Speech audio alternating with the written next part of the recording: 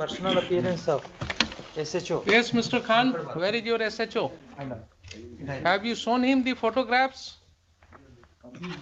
You are the SHO of Kankarwag. What is your name? Ravi Shankar Singh. Mr. Ravi Shankar Singh. Sir. There are serious allegations against you. Sir. आपने वकील साहब से बात किया है? Sir क्या आरोप है आपके ऊपर?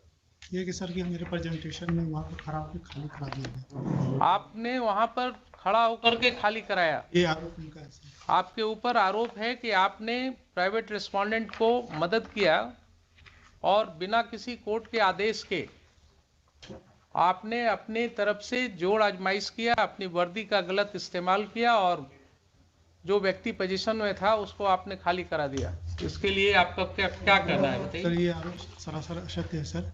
ये 18 अगस्त की बात है सर। उससे 10 दिन पहले मकान मालिक, ये सर रेंटर है जो यहाँ आरोप लगाए हैं। मकान मालिक सर 8-10 दिन पहले थाना पे आए हुए थे। इन लोग का मामला करीब 10 साल से चल रहा है खाली कराने को। इन लोग में किराए वाले लोग का विवाद है कि यहाँ मकान पर कब्जा किए हुए हैं। तो सर उसके बाद सेकंड पक्ष को भी थाना पर एक दिन मौका दिया गया कि आप आके अपना पक्ष रखें। ये बोले कि से हम इनसे मकान रजिस्ट्री करा लिए हुए हैं, लेकिन कोई कागजात प्रस्तुत नहीं किया। 18 तारीख के हमको मॉर्निंग में याद है सर 8 या 9 के बीच में मेरे पास कि मकान खाने के लेकर 2 पक्ष आपस में झगड़ा कर रहे हैं। तो निशा उस समय मॉर्निंग पेट्रोलिंग में थी। हमने इनको कॉल किया कि आप जाइए वहाँ पे विधि व्यवस्था को संधारित कीजिए और दोनों पक्ष को थाना पर लेकर आइए। दोनों पक्ष थाना पे आ गए। वहाँ पर गए तो थोड़ा सा सामान बिखरा होता उस समय सर दोनों पक्ष थाना पे आ गए।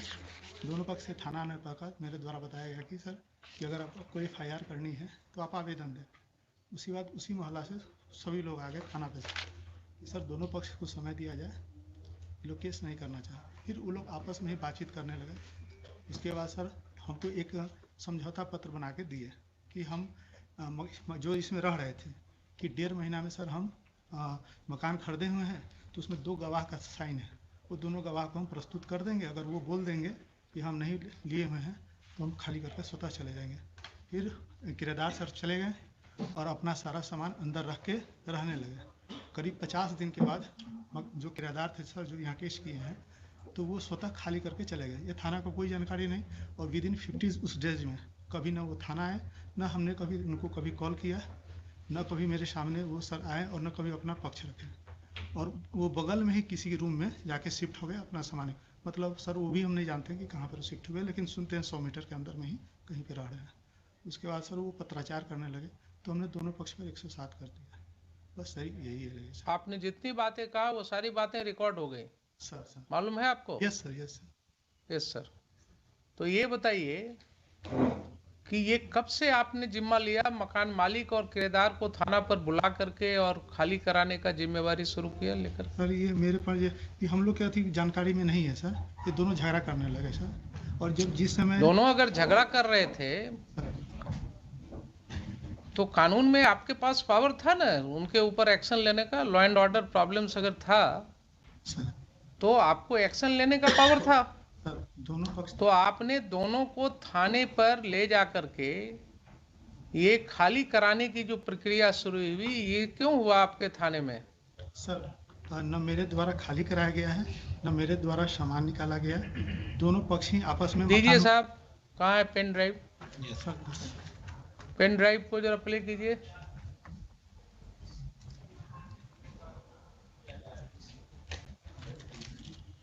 चलिए 2:15 में वो 31 हो गया।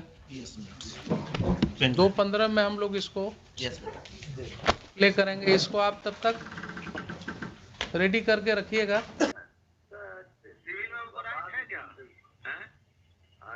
सिविल में उनको राइट है क्या? थाना पर राइट है क्या? सिविल में राइट है? नहीं राइट है तो न्यायालय जाइएगा तो न्यायालय में पता लगेगा। न्यायालय गए हुए हैं, क्या दिक्कत नहीं है? क्या है आप न्यायालय पुलिस का राइट है क्या? पुलिस का राइट नहीं है। अब इधर राइट नहीं ये जो पैसा लेकर के जो पिटवाए, पैसा लेकर पिटवाए सुनने में तो आया कि 5 लाख रुपया लिए हैं। 5 लाख रुपया लिए भाई, उससे हमको क्या लेना देना है? उससे हमको कोई लेना देना नहीं। मतलब न्यायालय हम गए हुए हैं बाबा, बताया जाए ना फोन पे, बताया जाए बाबा जो कोई चीज होगा हम तो जवाब देंगे, बताया जाए। मिल गए, हमको फोन से संपर्क करके बताए। क्या करें कि हाँ हम दवाई क्या करें, उनके वो भाई पावरफुल लोग हैं, उनके डर से दहशत से फिर दर्द है, इससे हम पूरा अलग रहते हैं। क्या करें, थाने अध्यक्ष के डर से हैं बाबा, उनका डर से हैं। ठीक है बाबा, यही है। आप क्या कहते हैं, आपसे तो ठीक है ठाक, आपसे तो एकदम ठीक ठाक चल रहा था, आपसे कोई दिक्कत था नहीं, है ना? यही है। ठीक है बाबा।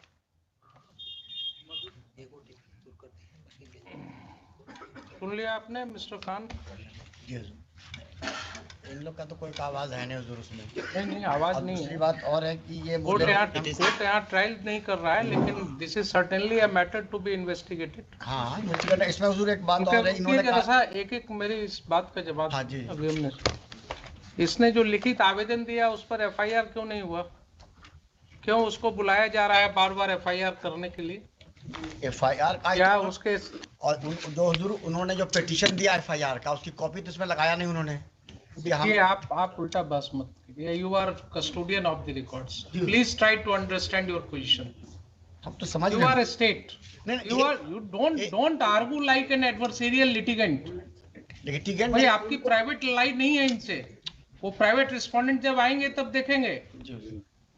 आप स्टेट हैं, आप अपने पोजीशन को बिल्कुल ऐसा रखिए जिसमें ये न जल के। हम पूछा हुजूर की एफआईआर अगर इसकी बातें ये सब सही है तो आप समझ रहे हैं ना, अगर ये बातें इन्वेस्टिगेशन की बात है, मैं यहाँ कंक्लूड नहीं कर रहा हूँ इसको, but these are the matters which are giving rise to commission of a cognizable offense. And when this information was given to the police, when one of your police officers, Nisha, had gone to that place, there are allegations against her, there are allegations against SHO. Why FIR was not lodged?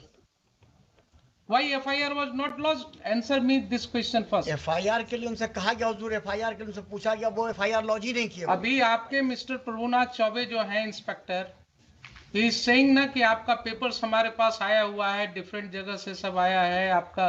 तो वही different जगह वाला तो यहाँ लगा हुआ है। FIR register हुआ? फिर ये तो है ही हुजूर यहाँ लगा हुआ है। एफआईआर क्यों नहीं रजिस्टर हुआ, मैं ये पूछ रहा हूँ। अगर पेपर आया हुआ था। नहीं ये पेपर एक आया हुजूर, इसमें तो इन्हीं पे एलिगेशन लगाया कि जाकर चोरी कर लिया, जब ये गए नहीं वहां तो बहुत मुश्किल चीज है। इन पर एलिगेशन लगाया कि चोरी किए, जी हुजूर, वो तो इन्वेस्टिगेट होगा ना। एलिगेशन है कि जाकर के मारपीट किया गया उसके साथ, प्राइवेट रेस्पोंडेंट्स ने उसके साथ असॉल्ट किया है उसको। एक चीज तो क्लियर है इतने सुनने से,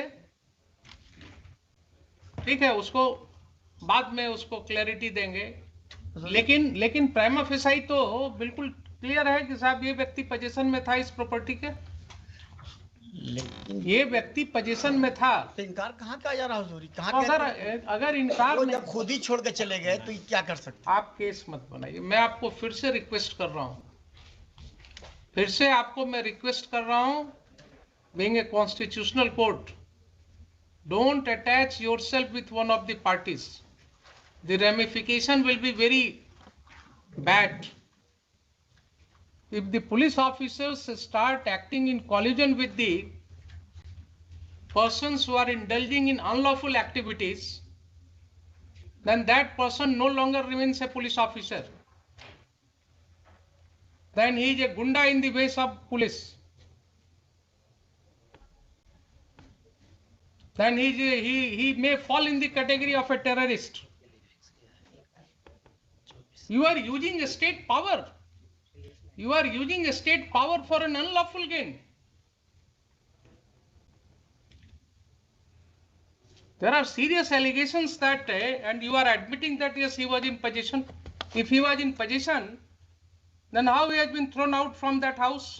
कहाँ फेंका? ये तो कहीं नहीं ना कि हम फेंका हुजूर, ये तो कहते ही नहीं है कि हम फेंका उसको, गए भी नहीं। मुश्किल है। आप जो है डिफेंड करने लगते हैं जब एलिगेशन है कि उसको वहां से प्राइवेट रिस्पोंडेंट्स ने 50 आदमी के साथ अटैक किया, उसने फोन करके बुला लिया मैडम को,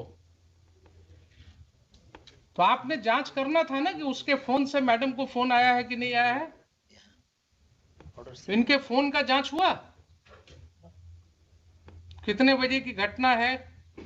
इसमें तो लिखा हुआ 8 बजे की। 8 बजे की घटना है। आप चूंकि पुलिस की वर्दी में, इसलिए आपकी जांच नहीं होगी क्या?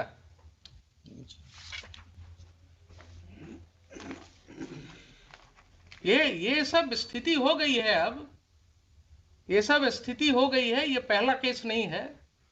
This court has come across several cases of this nature, जहां लैंड ग्रैबिंग, प्रॉपर्टी ग्रैबिंग बिल्कुल खुलेआम पुलिस की मदद से हो रहा है।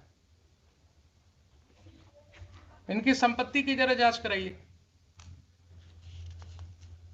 SHO के। इनकी संपत्ति की जांच कराइए। एंटी करप्शन ब्यूरो को हम कहते हैं इनकी जांच करने के लिए। ये अगर माफियास के साथ इंडल्ज हो गए हैं और इस तरह से लोगों को खाली करवा रहे हैं मकान, तो बहुत जरूरी है जरा इनका वेयर अबाउट्स पता करना। SC/ST एक्ट के नाम पर धमकी दे रहे हैं। एलिगेशंस है। अगर यही एलिगेशंस किसी और व्यक्ति के अगेंस्ट होगा तो FIR लॉज होगा कि नहीं होगा? इनके खिलाफ क्यों नहीं लॉज होगा? नहीं मटेरियल आएगा तो ठीक है, सैंक्शन नहीं होगा। अगर ये पाया जाएगा कि he has committed certain acts in discharge of his official duties, he has acted lawfully in discharge of his official duties, sanction नहीं मिलेगा इनके प्रोसिक्यूशन का। लेकिन किसी गुंडे को मदद करना, किसी व्यक्ति को मकान खाली में कराने में मदद करना, ये क्या डिस्चार्ज ऑफ ऑफिशियल ड्यूटी है? वहां 197 CRPC का प्रोटेक्शन मिलेगा इनको। पब्लिक ऑफिसर को यही प्रोटेक्शन दिया गया है कि आप किसी के साथ मिलकर के इन कॉनाइवेंस, आप प्रॉपर्टी ग्रैबिंग में मदद कीजिए और आपके लिए फिर he may be prosecuted without sanction. There will be no need of sanction in such cases.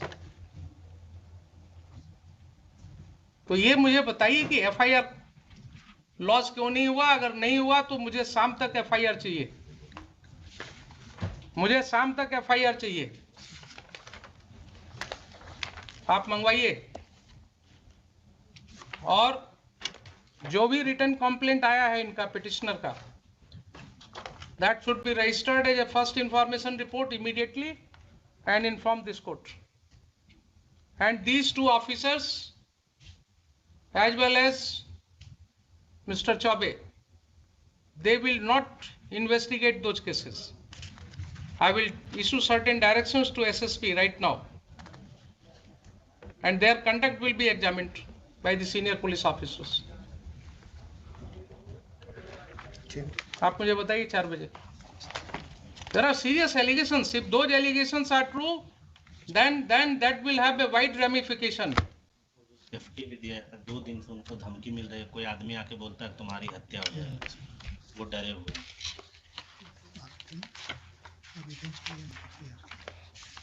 इसमें जरूर एक आवेदन उनसे दिलवा दिया जाता है FIR के लिए।